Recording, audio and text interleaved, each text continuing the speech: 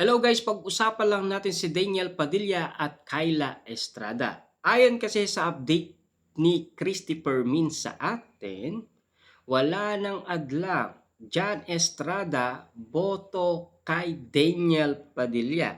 Ibig bang sabihin nito, botong-boto si John Estrada kay Daniel Padilla para sa kanyang anak na si Kyla Estrada? Ayon sa update sa atin ni Christopher Min, si Kyla Estrada daw ay pinakilala na si Daniel Padilla kay John Estrada at nagsalita daw si John Estrada na kung sila na doon sila aamin. Pero nang dahil nga naman kasi merong mga naniniwalang si Daniel Padilla at Kyla Estrada ay sila na dahil sa arutan at kulitan moment nila, yun kasi ang nangyayari kaya napapag-usapan sila. Pero take note meron pang nakikita ang iba't ibang mga netizens tulad na lang ng yakap moment at alik moment na ginagawa ni Daniel Padilla kay Kyla Estrada.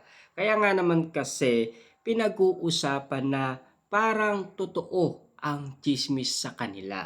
Napag-usapan nga naman kasi sina Daniel Padilla at Kyla Estrada noong sila ay nagsushooting pa sa incognito.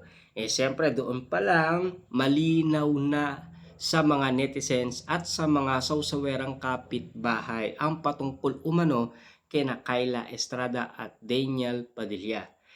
Bagamat nagkaroon ng issue sina Maris Racal at Daniel Padilla, subalit mas nakita umano sina Daniel Padilla at Kyla Estrada na maraming resibo, lalong-lalo na kasi nagde-date sila. Lalong-lalo na kasi marami na umanong nakita ang iba't ibang mga netizens. Lalong-lalo na noong New Year, nandoon pa ang buong pamilya ni Kyla Estrada, lalong-lalo na yung pamilya ni Daniel Padilla. Napakasaya daw at talagang bonding moment ng dalawang pamilya. Grabe, iba-iba na talaga ang mga kwentong kasiyaan tungkol kina Daniel Padilla at Kyla Estrada na talagang wala nang aadlang pa kasi si Daniel Padilla mukhang in love na talaga kay Kyla Estrada.